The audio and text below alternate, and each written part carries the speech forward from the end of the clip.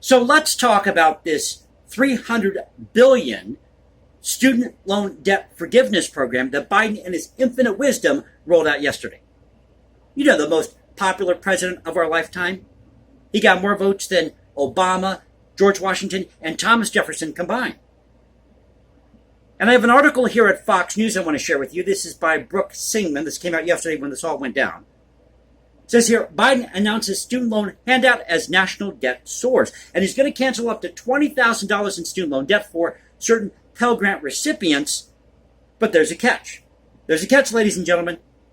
And the reason I want to talk about this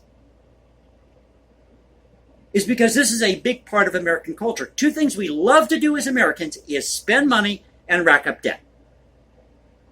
And then we go cry to the federal government to bail us out. That's what we do. And they have a picture here of Biden looking all presidential. Looks more like he's lost in time. I really think Biden needs to resign as president. He needs to retire, go back to Delaware with your boat shoe friends and your crack-addicted son. President Biden announced Wednesday that he will cancel $10,000 of federal student loan debt for certain borrowers making less than $125,000 per year. So there's the catch. If you make more than $125,000 per year and you're in debt with one of these loans, you're screwed.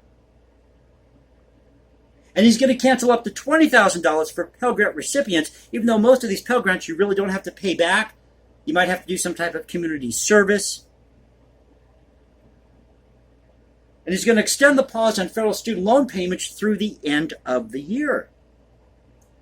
Quote, in keeping with my campaign promise, my administration is announcing a plan to give working and middle-class families breathing room as they prepare to resume federal student loan payments in January of 2023. He tweeted.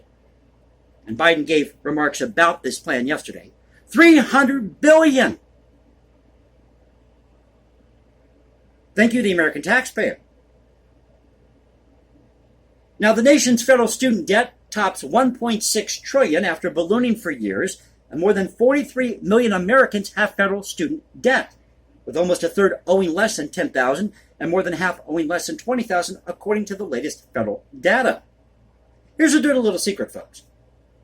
You don't have to go to college to find a career.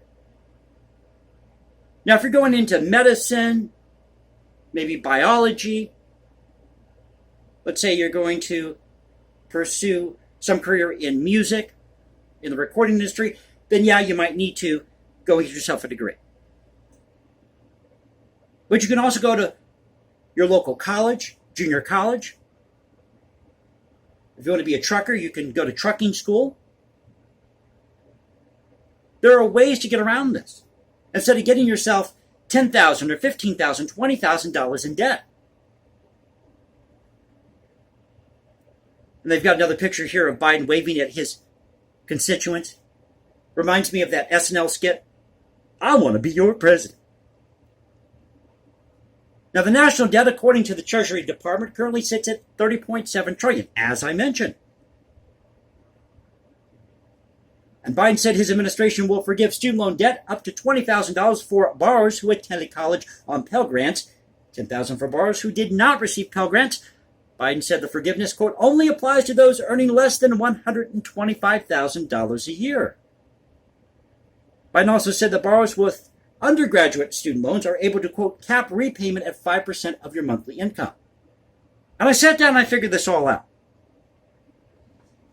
So let's say that you take out a 5-year loan.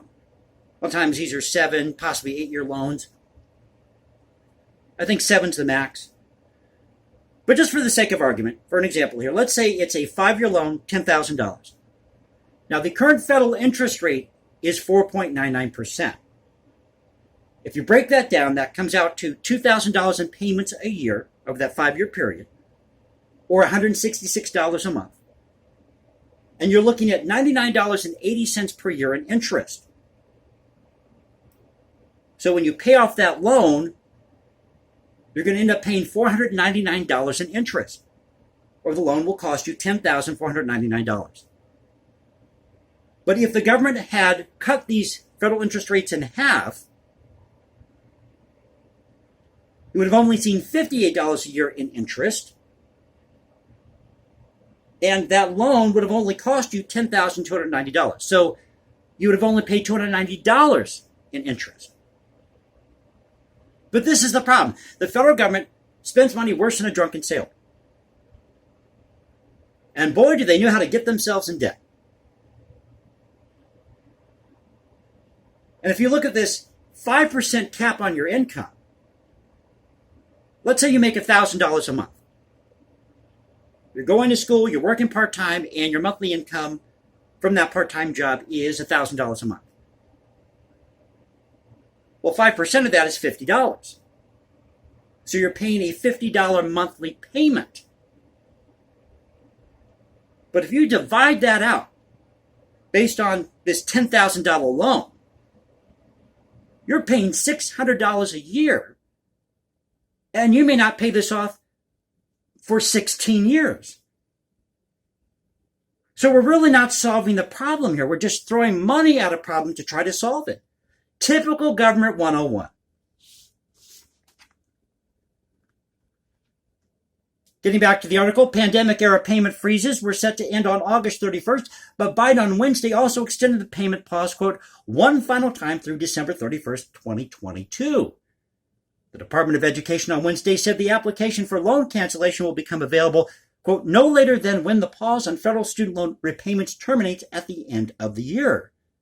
Quote, earning a college degree or certificate should have give every person in America a leg up in securing a bright future. But for too many people, student loan debt has hindered their ability to achieve their dreams, including buying a home, starting a business, or providing for their family, Education Secretary Miguel Cardona said in a statement Wednesday. Well, don't get yourself in debt with these loans, where you're paying high interest rates. Again, you don't have to necessarily go to college to find a career. Are you really going to find a job majoring in basket weaving or sociology 101? Getting an education should set us free, not strap us down. That's why since day one, the Biden-Harris administration has worked to fix broken federal student aid programs and deliver unprecedented relief to borrowers. Now, you can also buy savings bonds, set up some type of college fund when you're young, so that when it does come time to go to college, you have that money set aside, and you're not putting yourself out $10,000, $15,000, or $20,000 with a loan, plus the interest.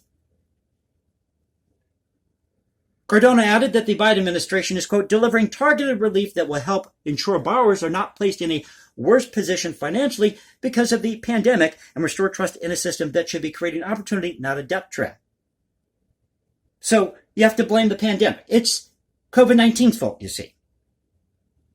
Not that the federal government has created this problem, not that we should have brought this back to the state and local level where we can keep the cost of tuition down. I mean, I understand that the cost of books, that's through the roof, even on used books, but there are ways to get around that. There's always a way to make things work. But throwing the money at this problem is not going to solve the problem.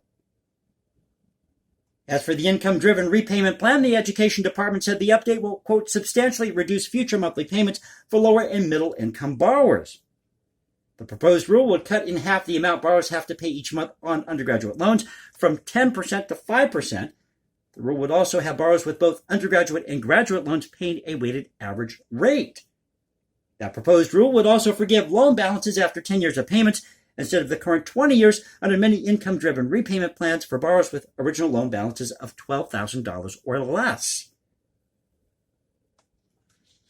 Now, this is funny, folks.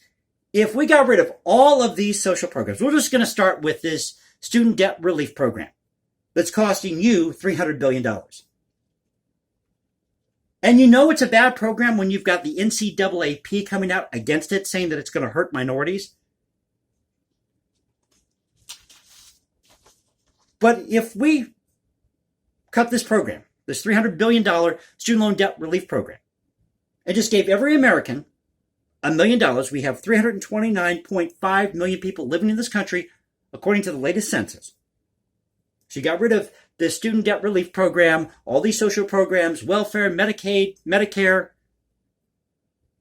we would have saved on this program alone $299,670,500,000. Again, the government doesn't know how to manage money. Bring it back to the local level. So I want to share this with you. Story at Fox News. Biden rolls out this student debt relief program, but he's only going to forgive debt for anybody who makes under $125,000 a year. Story by Brooke Singman came out yesterday. Hope you enjoyed the video. If you did, you know what to do. You can also follow me at Instagram, #JasonComposes, or find me at Twitter, Cultural Confederacy at Twitter. This is the Cultural Confederacy saying, peace out, stay safe, everybody. God bless this great country, and I'll catch you next time.